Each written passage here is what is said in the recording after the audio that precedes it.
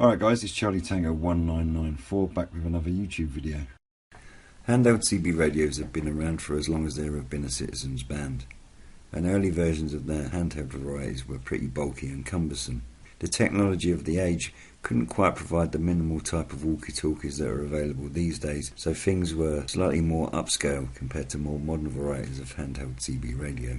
The first handheld CB radios I saw in the 1980s had huge extendable antennas and needed upwards of a dozen AA batteries to function, which added quite some considerable weight, as well as then needing to shell out a fair amount of money every time you needed to replace the batteries. In a bid to slim down the devices themselves, a number of cheaper and generally smaller handheld CB radios were on the market, but didn't give access to all 40 channels.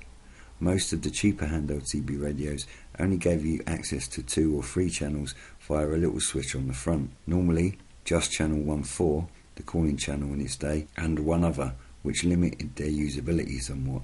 No doubt these early handheld CB radios had their uses and might well have been useful for talking to folk who were mobile or home-based nearby, but because of their limited aerials and lower power, had very poor range. As a kid, me and a few of my friends had one of the cheap 2-channel ones, and we used to love running around our street talking to each other, so as toys they were great fun.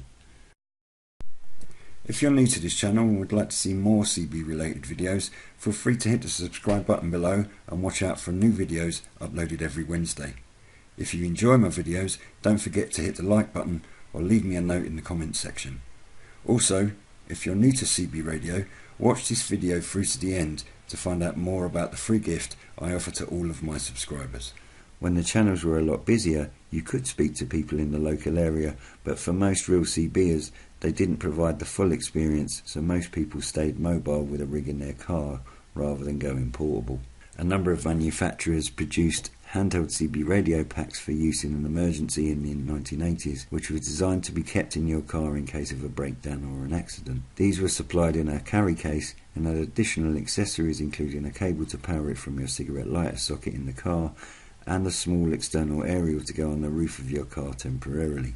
Generally, most handheld CB radios will give you a fairly abysmal range, although, like everything CB radio, this has a lot more to do with your general altitude and terrain. Since I was always in a built-up area and never on open high ground, my personal experiences were just mucking about with my mates on the next street. Trying to get any signals whilst indoors, though, was pretty much impossible. Much like CB radio itself, things have moved on somewhat, even for the handheld variety, which now come with different types of aerial, rechargeable batteries, and the ability to connect external mics and aerials etc. improves the experience somewhat. No doubt the handheld CB radios on the market today are a vast improvement on the handhelds of yesteryear. The varieties today give you access to both UK and SEP frequencies, and at least one I've seen also has SSB capabilities. A few models give you the ability to add accessories to make them work better from inside a car, which is a real benefit when wanting to switch between a CB radio for mobile and portable use. Obviously, the real benefit of a handheld CB radio is its portability, and there are a few skilled DXs in the country who have favoured these over the larger and heavier CB radios that get used out on the hills. They also remove the need for external power supplies or batteries, which add still more bulk and weight to an already hefty rucksack full of radio equipment on your back when clambering up to a hill summit somewhere. And if you're looking to get the best possible range from a handheld CB radio, there are a few tricks which are worth knowing if you're planning on doing a bit of DXing yourself. You'll need some additional accessories, but if set up correctly, there's nothing to stop you recording ranges of 100 miles plus in the right conditions.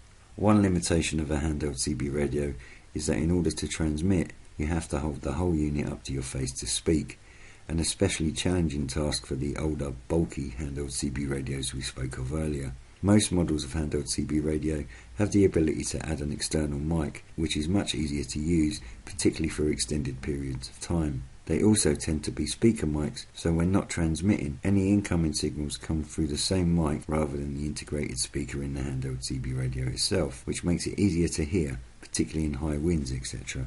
The other key limitation of a handheld CB radio is the aerial. Since most handheld CB radios have interchangeable antennas, these tend to be a BNC connection where the aerial goes. This means that with the right adapter you can connect any aerial that uses the standard PL259 plug. This gives you a pretty good array of types of aerial that can be connected to a handheld CB radio, including any home base antenna, allowing you to use it from indoors, or when working portable, to connect it to a portable antenna like a T2LT or bazooka. The addition of a better aerial and a hold-to-mouth microphone solves most of the problems associated with handheld CB radios, and a few folk that I've spoken to have at least one handheld CB radio in their collection, specifically to use on the more difficult inclines they face when looking to go out DXing on one or other radio net. And certainly some of the old 80s handheld CB radios can be picked up for a song on eBay. There are a number of older handheld CB radios that give you access to all 40 channels, can use rechargeable batteries, and will allow you to connect both an external microphone and aerial. So if you do your research on which models can offer you these things, you can safely invest in an old school handheld CB radio with the right features without breaking the bank. Hope you enjoyed watching this video. And as a thank you to you, particularly if you're new to CB radio or returning to it after many years, I've put together a free information series called The Beginner's Guide to CB Radio, which I'm sharing with all of my subscribers. To find out more, click the link in the top right corner now.